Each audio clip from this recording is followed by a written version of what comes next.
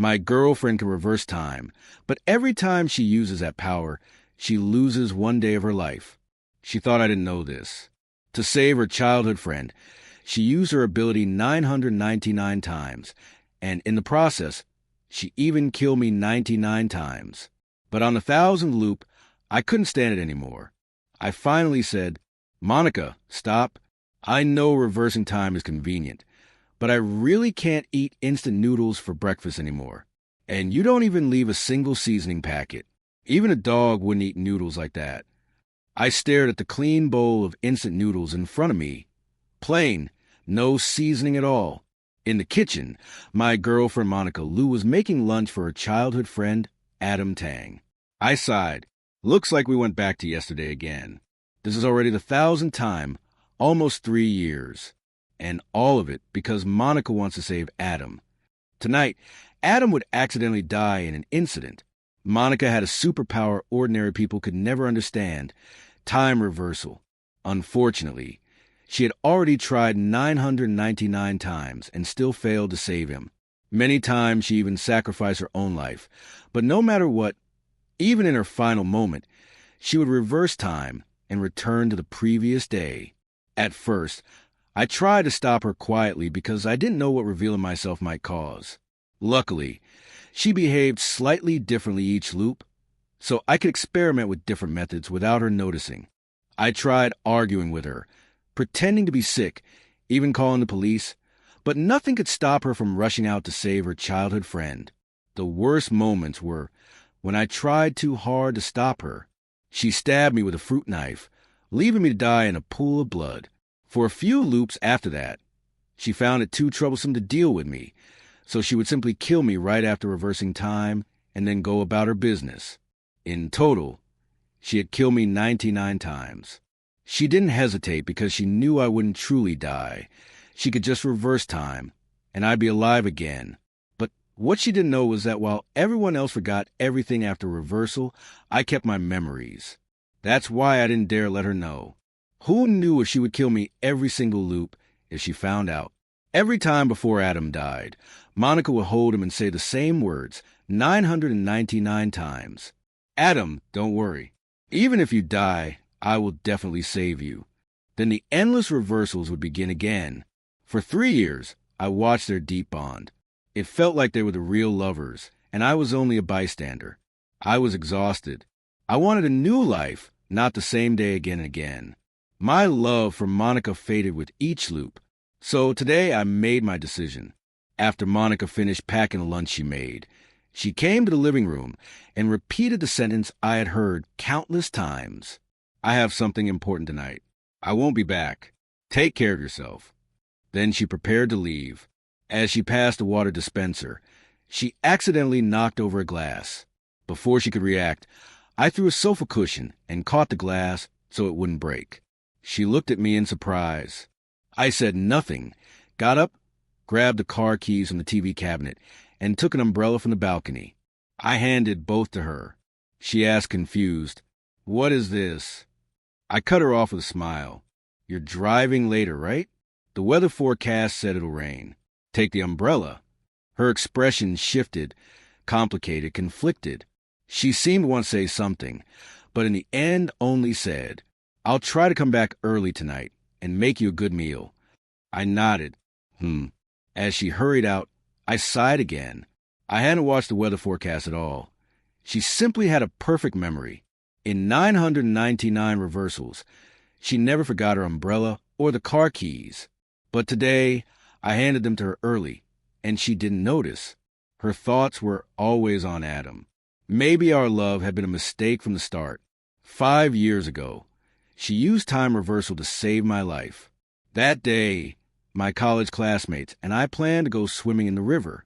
Halfway through, there was a sudden flood, and I got a leg cramp. My classmates were too far to help. Right when I thought I was going to drown, Monica appeared, jumping in from the shore. But it was too late. As I was about to be swallowed by the river, I heard her faint voice. "Don't be afraid. I will save you." At the time, I thought she was just trying to comfort me, keep me from giving up, but I had no strength left. Unexpectedly, When I opened my eyes again, I was back at the moment when my classmates and I were leaving the school gate. Still confused, I wondered if it had all been a dream, until someone suddenly blocked my way.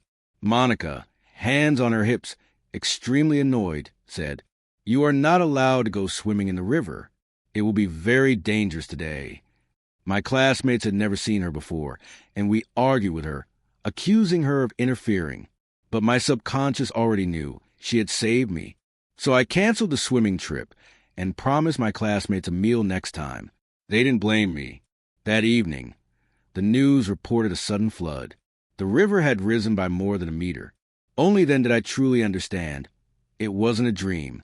Monica really had the power to reverse time. We attended the same university. That night, I went to thank her. She smiled, patted my shoulder, and said, "I told you I'd save you, and I meant it." I understood what she meant. She thought I didn't know. Slowly, I fell for her and began pursuing her. Everything went smoothly, and we ended up together. Because she had saved me, and because she was my girlfriend, I gave her all my heart. I thought we'd be together forever. But Adam's appearance shattered everything. They were close, sometimes too close, but I trusted her. Then Adam died in a car accident that night, and a crack formed between us. With each reversal, that crack widened. To others, we looked like a perfect couple. But although only one day had passed, we had lived 999 days together. Because of Adam, in those 999 loops, I was scolded, dumped, and even killed. My heart had died long ago in this repeating world. I checked the time, still a few hours left. I finished my bread and milk. After eating the same breakfast 999 times, it had no taste left. Then I cleaned the house, like always. After that, I packed all my belongings, leaving only one photo frame, me and Monica on our 3rd anniversary. In the picture, she held me with her head resting on my shoulder, smiling happily. I remember what she said that day. "With me here, you'll always be safe. No danger will come to you." I joked, "What if the danger comes from you?" She half joked back, "I can reverse time. I can fix any mistake I make. I saved you once. I can save you for a lifetime." I hugged her and smiled. "Okay, I'll protect you forever so you can save me for a lifetime." But looking back, romantic promises shouldn't be taken seriously. When she stabbed me again and again just to save Adam, I knew our relationship had ended.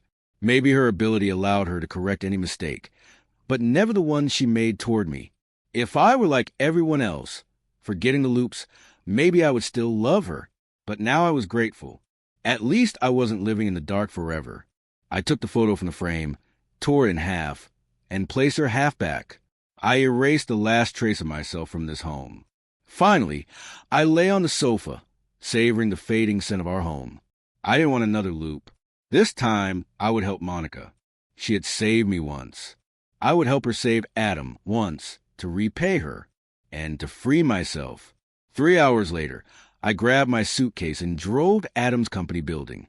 Monica was pacing anxiously at the entrance. Adam's phone would be off today.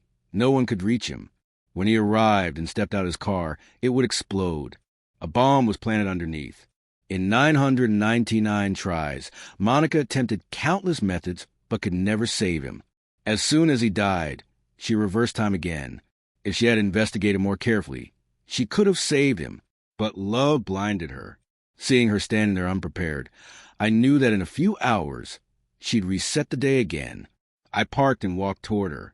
She froze when she saw me, panic flashing through her eyes. Why are you here?" I handed her a jacket. "You forgot it's going to rain today. It'll get cold. I brought you a jacket, so you won't catch a cold." She accepted it, looking guilty. Thank you. She probably never expected me to come here. She had never told me where she was going. Yet she still didn't notice anything unusual about me. But at this point, it didn't matter. I looked at her and smiled. "When did we become so distant? You're saying thank you now." She froze again, silent. I didn't say anything else and instead took a box out of the car. She frowned. "What's that?" I shook my head. "Nothing. Just Something I'm delivering for a friend who works in this building. Her mind was on Adam, so she didn't question it further and just told me to go home. But I shook my head, checked my watch, and said, "I'll stay with you. You never know what might happen." She looked at me, slightly surprised, but quickly turned cold. "I told you to go home. So go." I didn't respond. I leaned against the wall behind me. She snapped, "Fine, stay if you want. If anything happens, don't expect me to save you." She yelled at me several more times, but seeing no reaction, she eventually stopped. After all, she could reverse time. Even if I died, she could start over. She no longer cared about my life or death. The person who once said she would save me for a lifetime now insulted me and had even tried to kill me. How could she care about one more accident? Soon, the people she hired to investigate arrived and reported to her. Over 999 loops. She had sent different people to investigate from different angles. But with only one day each time, before anything even happened, none of them could find anything. Seeing her frown, I knew she had failed again. Finally, around 8 in the evening, a black sedan approached, Adam's car. Monica saw it immediately. As soon as it stopped, she rushed toward it. "Adam, run. There's a bomb." Adam frowned as he stepped out, confused and unaware. The driver realized someone had been warning them, and the moment that thought hit him, he knew he might have been exposed. He instantly climbed from the driver's seat into the back, pulled out a gun, and took Adam and Adam's company boss hostage. "Don't come any closer. If you do, I'll kill them." Monica immediately froze. The company's security and bodyguards, seeing their boss held at gunpoint, surrounded the scene in an instant. Monica stared anxiously at the hostage situation and shouted, "Don't hurt him. I can give you money, whatever you want." The hijacker sneered at her. "Anything? Then strip down and let me see." Monica hesitated for only a moment, then began preparing to undress. She wasn't afraid of social death anymore. She'd already restarted countless times. As long as she found a way to save Adam, everything else was trivial. This scene had played out too many times. Every single time Monica took off her clothes, the hijacker demanded even more outrageous things from her, and every single time she complied. She'd become trapped in a dead end, believing this was the only way to save Adam and never considering any other method. To go to such lengths for one person. I didn't know whether to admire her or despise her. Wanting to save someone isn't wrong. If it's truly to save a life, even reversing time isn't wrong. But the way she chose to save him was by hurting me. She saved Adam 999 times and hurt me 999 times. If she had told me everything from the beginning, would I have let her watch a life slip away right in front of her? After all these loops, I finally understood. In her heart, I meant nothing. I opened the box and walked toward Monica, who was just about to undress. I grabbed her arm. "You don't have to take them off." Monica struggled but couldn't break free from my grip. She yelled, "What are you doing? If I don't take them off, Adam will die." I answered calmly, "He won't die. The hijacker doesn't have the capability to kill him." My words infuriated the hijacker. He pulled out a remote detonator from his pocket with his free hand. "Damn it! See if I have the capability or not. There's a bomb under the car. Not only will they die, everyone here will die." Monica panicked. "No, I'll take them off." She tried to break free from my hand, but her strength meant nothing against mine. When she failed, she slapped me hard across the face. "Enough!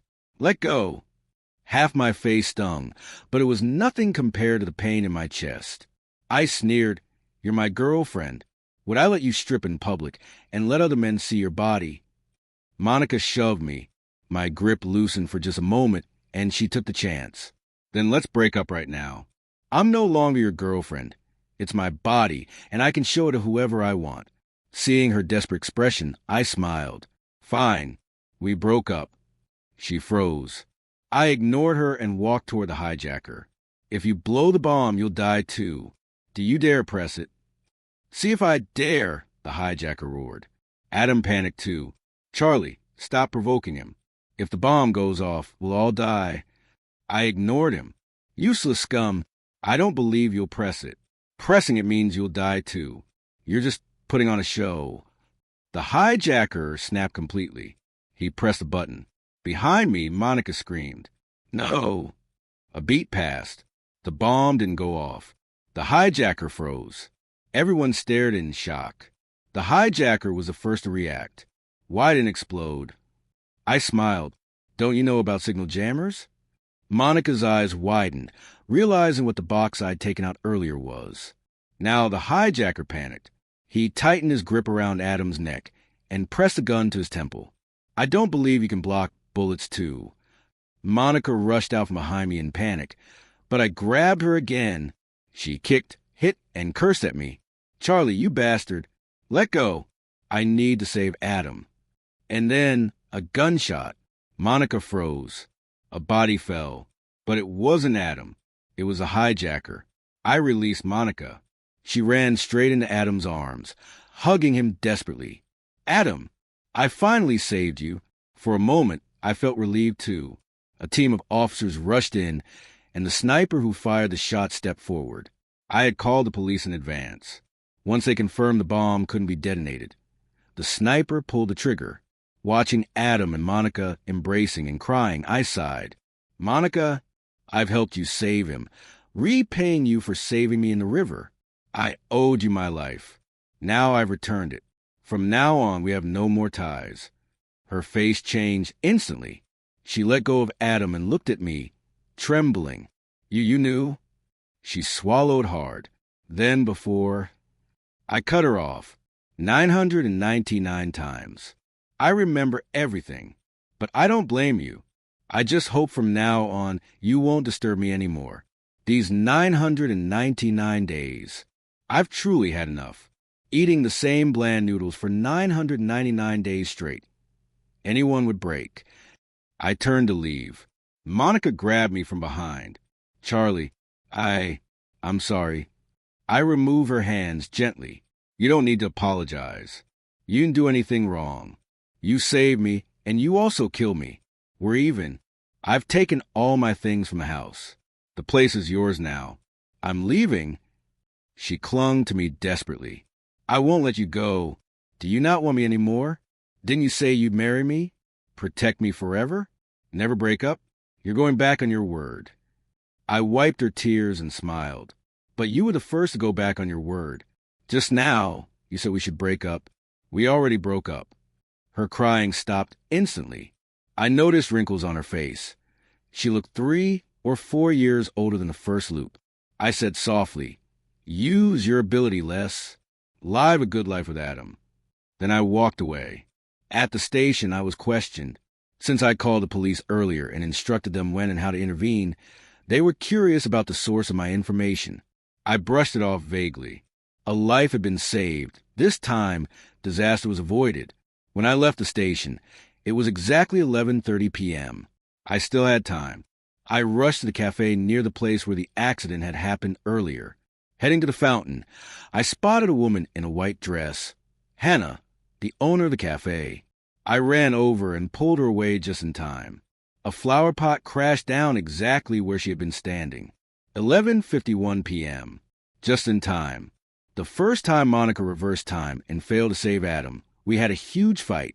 I went to that cafe for coffee that day and witnessed Hannah die from that exact flower pot, knocked over accidentally by a resident upstairs.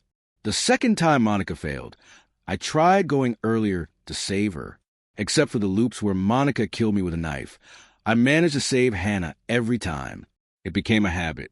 She always thanked me with a cup of coffee. Even though our talks were short, they were always pleasant. She was the only glimmer of hope keeping me alive through 1,000 loops. This time, she smiled again. Thank you. Without you, I would have died. Why don't I treat you to a cup of coffee?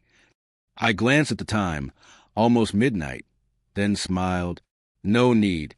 Maybe I'll come again next time. After all, eating instant noodles in the morning and drinking coffee at noon every single day, even a strong mind couldn't take it.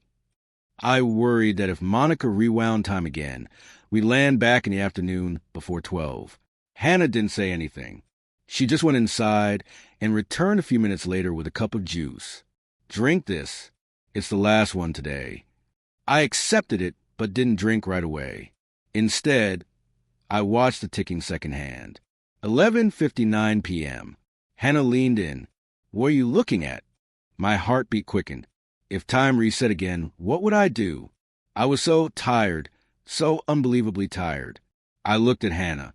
"If I come back next time, remember to get me a Coke." "I like Coke." She blinked in confusion, but nodded. "We don't sell Coke here, but I'll get it for you next time. With ice." "With ice." Midnight. My heart pounded. 1 second. 2 seconds. 3 seconds. Hannah pinched my cheek. "What's wrong with you?" I snapped back to reality. Nothing had changed. Relief washed over me. As long as it was a new day, Monica couldn't reverse time anymore. Her ability only worked for the same day. She had once mentioned it. And now that she had saved Adam, she had no reason to use it again. I gulped down the juice. It was sweet, much sweeter than coffee. Today would never repeat again. I grabbed Hannah's shoulders, laughing. "I'm not coming back. Not coming back again." Hannah frowned. "Why? Do you dislike me? My shop? Or is the juice bad?" I froze, then smiled apologetically. "No, not that kind of not coming back. It's complicated, but I'll definitely visit often from now on. Just no more coffee. I'm sick of it.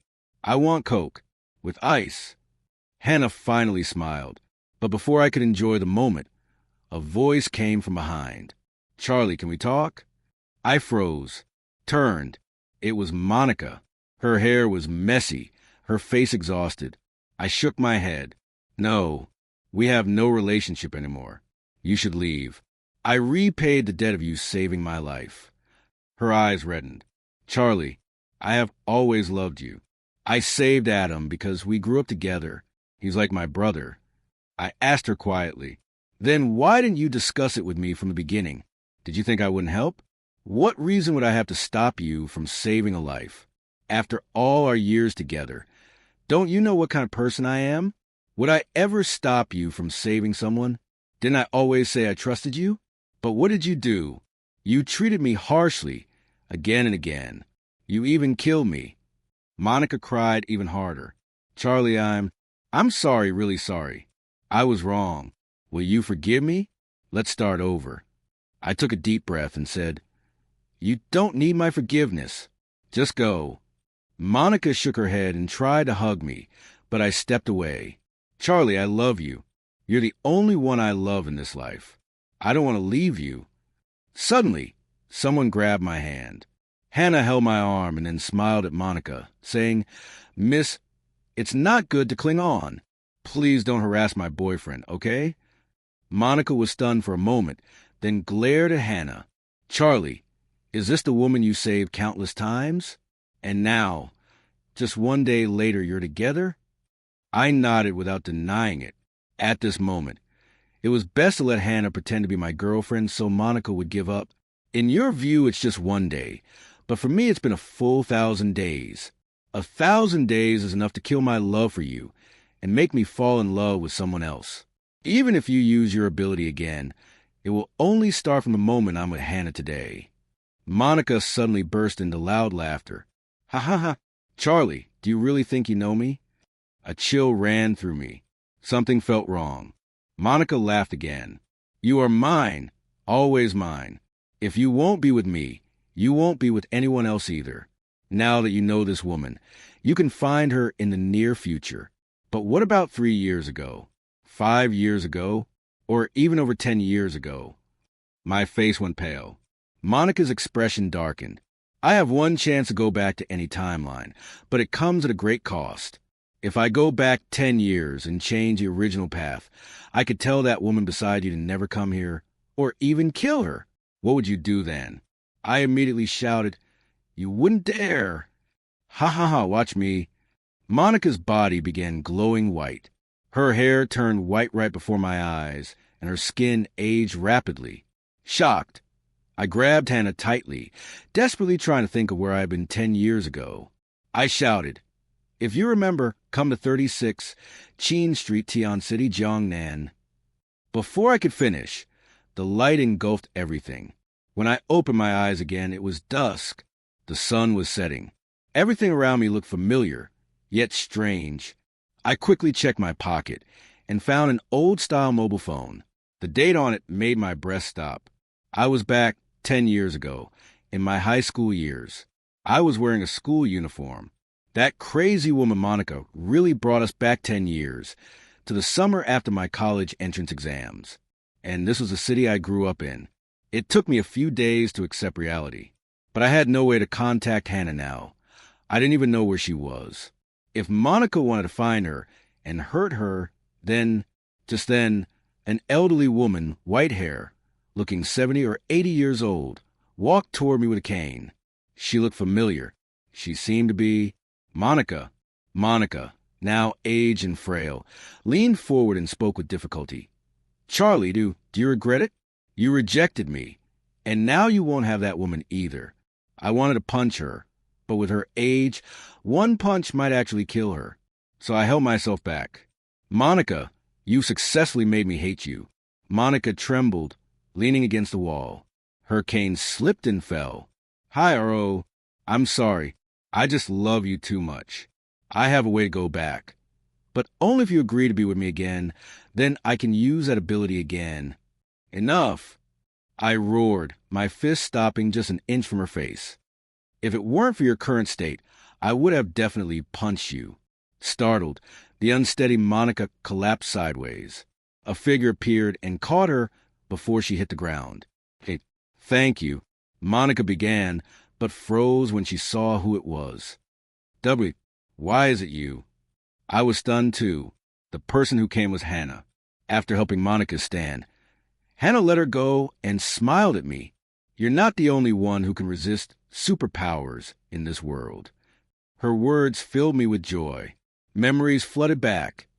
Every time I save her, she gave me a cup of coffee. Until the second to last time when I told her after finishing my coffee. Turns out drinking too much coffee gets boring. Fruit juice is better. And the last time, she brought me juice. Back then I was too focused on the time reversal issue to think about it. Overjoyed, I ran to Hannah and hugged her. After a while, I let go. Hannah smiled. I just graduated from high school this year. How about you? I smiled back. What a coincidence. So did I. Why don't we apply to the same university?